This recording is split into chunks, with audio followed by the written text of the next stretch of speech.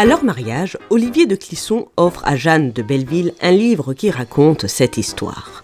Au IXe siècle vivait une jeune femme, Aphile, qui, mécontente du prétendant qu'on lui avait choisi, décida de se retirer, avec ses suiveuses, dans des bateaux au large de la Suède. Après avoir semé la terreur et la mort, elle retourne en Norvège pour se saisir de la couronne. On dit que cette histoire inspirera la suite de la vie de Jeanne de Belleville. Les petits contes de la grotte au chat. Ça, ce n'est pas pour les enfants. Après leur mariage, très vite, Olivier et Jeanne ont un premier enfant, qu'ils prénomment Maurice, comme le frère de Jeanne. De plus, Olivier a de son premier mariage 2 enfants, Olivier et Isabeau. Et ses enfants à elle? Comment dire? Jeanne ne jouera un rôle de mère réellement qu'avec les enfants issus de son mariage avec Olivier. Quoi qu'il en soit, juste après le mariage, elle s'occupe beaucoup du château de Clisson, une merveille de l'époque. Mais en 1334, le petit Maurice, seigneur de Blain, décède. Et son intérêt va vite se détourner du foyer pour se tourner vers des sujets plus politiques. Elle va énormément s'investir dans la création de bordels à Vannes. Attends, elle perd son gosse et elle passe à autre chose aussi vite? Elle a certainement été très triste. Lorsque vous perdez vos parents, vous êtes orphelin. Lorsque vous perdez votre mari ou votre femme, vous êtes veuf ou veuve. Mais lorsque vous perdez votre enfant, il n'y a pas de mots pour cela. Alors aujourd'hui, on pense qu'il n'y a pas de mots parce que la douleur serait indescriptible. Et c'est vrai qu'aujourd'hui, cette douleur est indescriptible. Sauf qu'à l'époque, perdre un enfant, c'était quand même moins rare que de le voir arriver à l'âge adulte. C'était la norme. Mais revenons à Jeanne. Elle va se démener pour créer des bordels, comme de nombreuses femmes de son rang à cette époque. Pardon? Nous sommes en 1334, un temps de paix.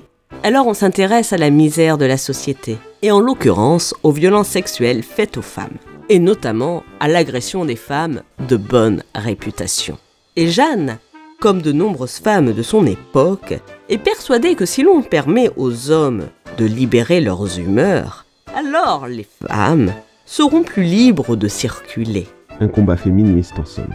Alors oui, mais seulement pour les femmes de bonne société. On reste au Moyen-Âge. Elle n'a pas d'égard pour les gueux.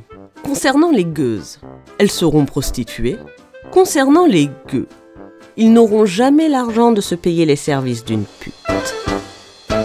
Oui, mais en même temps, les féministes d'aujourd'hui sont pro-prostitution. Oui, à croire qu'elles n'ont pas remarqué la misère sociale de ces femmes. Mais revenons à Jeanne. Le 24 avril 1336 naît Olivier. Oui, comme son père. Et pendant qu'elle s'amuse à jouer les féministes et les mamans, les relations entre la France et l'Angleterre se tendent. Ceci dit, Olivier étant breton et Jeanne aussi maintenant, ils ne sont pas directement concernés, étant donné que la Bretagne est un duché indépendant. Quelques années plus tard, en 1338, naît Guillaume, seigneur de Trouvières. Et en 1340, naît Jeanne, dame de Belleville, que nous appellerons Jeannette pour la différencier de sa mère. Le 30 avril 1341... Mais c'est une poule pondeuse. Oui mais non. Le 30 avril 1341, Jeanne et Olivier apprennent la mort de Jean, duc de Bretagne. Et cet événement va bouleverser leur vie, car commence une guerre de succession. Et là, je peux vous dire que Jeanne, elle n'a aucune raison de regretter son annulation de mariage avec Guy de Penthièvre. Parce que ça va être sanglant. Et je vous invite à regarder ma vidéo sur les origines de la guerre de succession de Bretagne. Cette guerre de succession, qui va vite finir en pseudo-guerre civile, va chambouler la vie d'Olivier de Clisson et Jeanne de Belleville. D'autant plus qu'elle va s'imbriquer dans une autre guerre, la guerre de 100 ans, qui oppose l'Angleterre et la France. Or, Olivier de Clisson est plutôt proche du roi de France, dont il rêve de devenir le chambellan.